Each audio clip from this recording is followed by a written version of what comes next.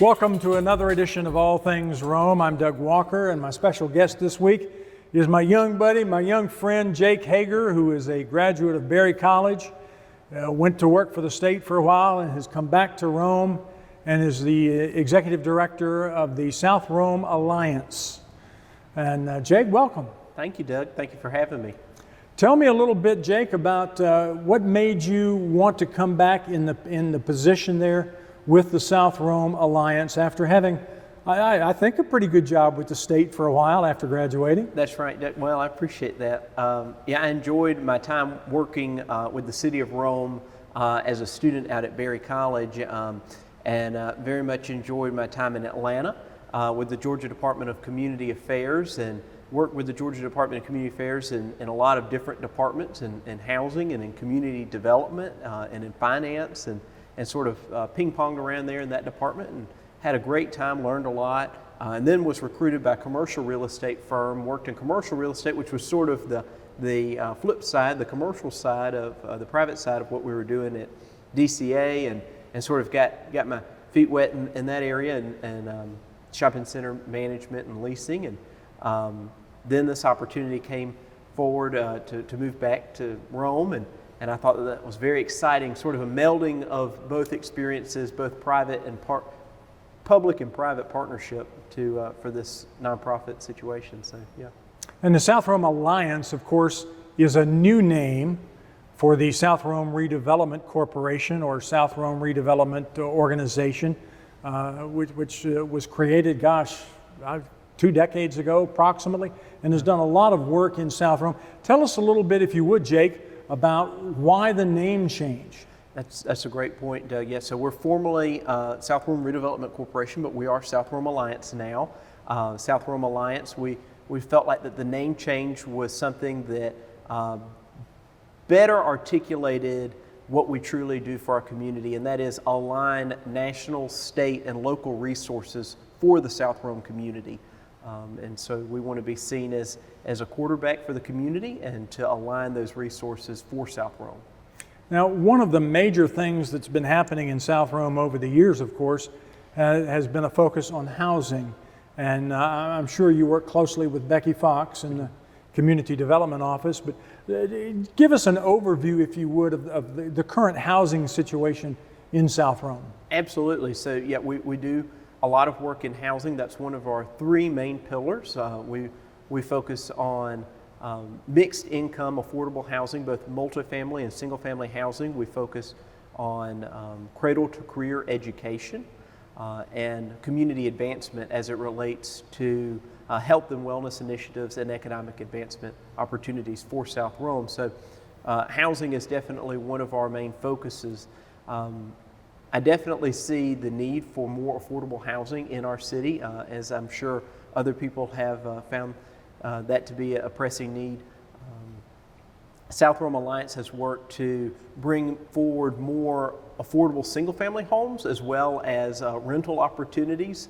So we have a new LIHTC development that's coming to Rome in November, going to be breaking ground at 84 units. It'll be South Meadows, and this will be a similar development as we've had with Burwell Square and McCall's Place Hospital, and sort of redeveloping blighted properties and properties that might not be used to their fullest potential currently. So we're excited to be able to bring forward private investors, private dollars that are going to be coming in to build these multifamily housing. Now, tell us a little bit about South Meadows, because I know that's the latest development. Again, it's a partnership with the Laurel Street folks out of North Carolina, and this is going to be down kind of near the South Rome levee. I'm not even sure a lot of our viewers even know there is a South Rome levee. That's right, Doug. Yeah, it's South Rome levee.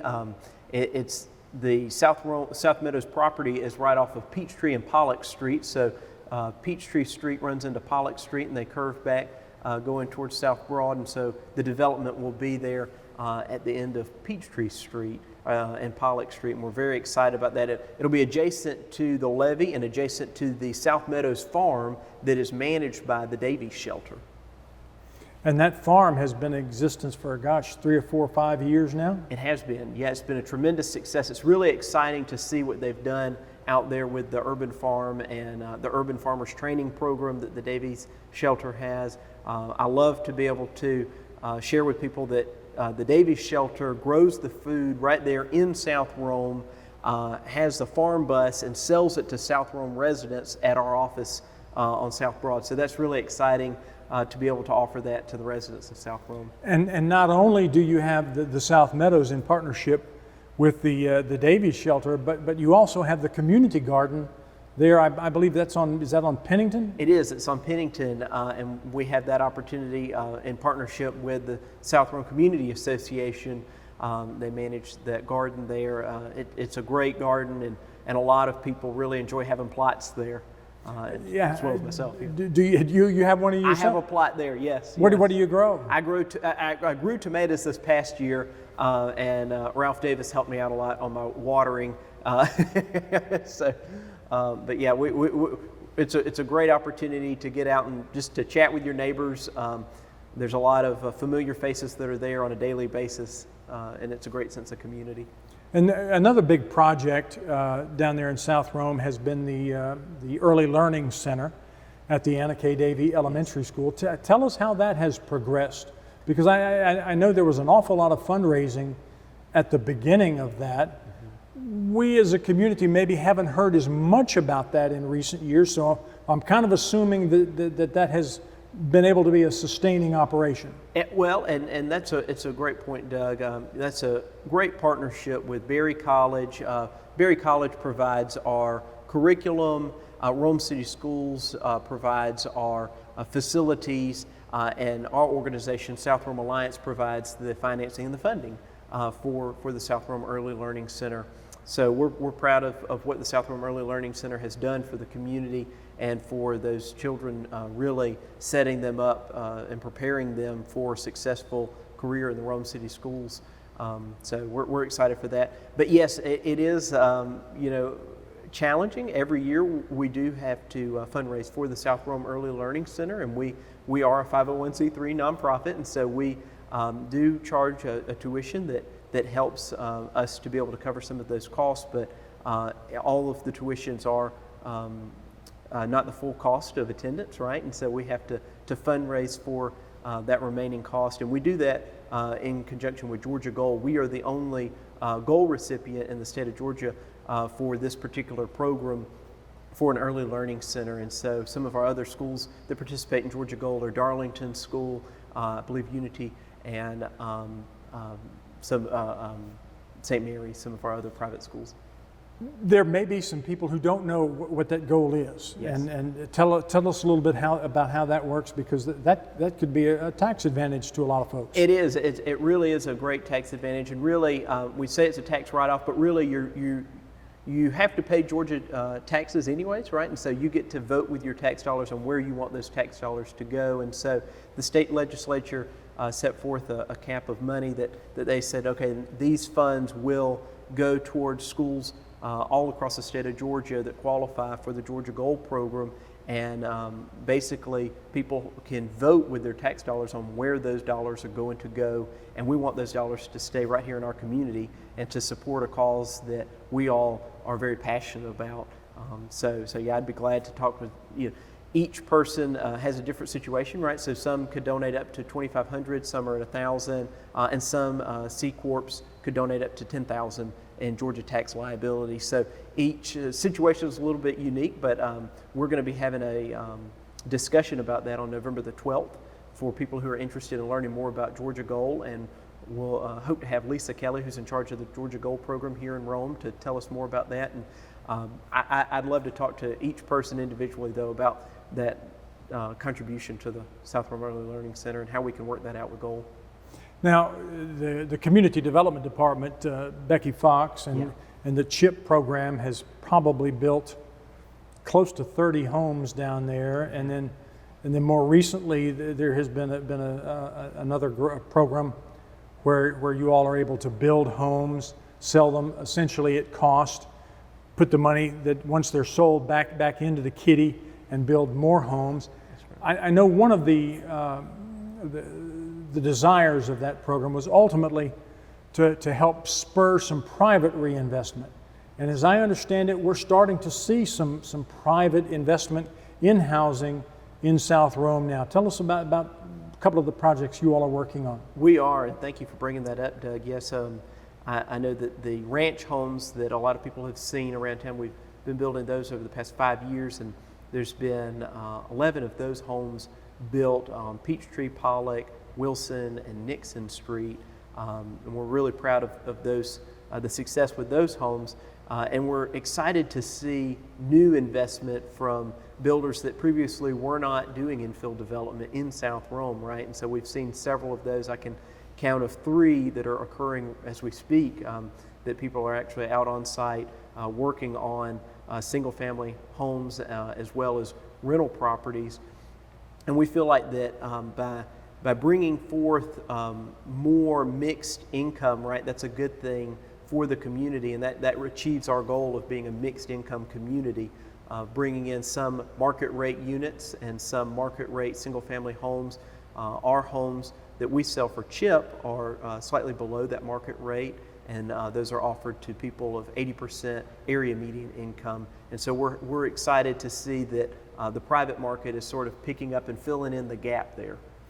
Has there been any movement, Jake, in commercial development down in South Rome? I know that hasn't always been a big priority, but it's been kind of on the back burner. Are we seeing any movement at all there? Oh, well, you know, I'm encouraged by the actions that have been taken by the City of Rome and by Floyd County with the Rome-Floyd Development Authority, and the progress that they have made. We're really excited to partner with them in any way going forward to revitalize some of these underutilized parcels, right, that we have there, and to seeing how we can recruit more industry and more job opportunities for the residents of South Rome.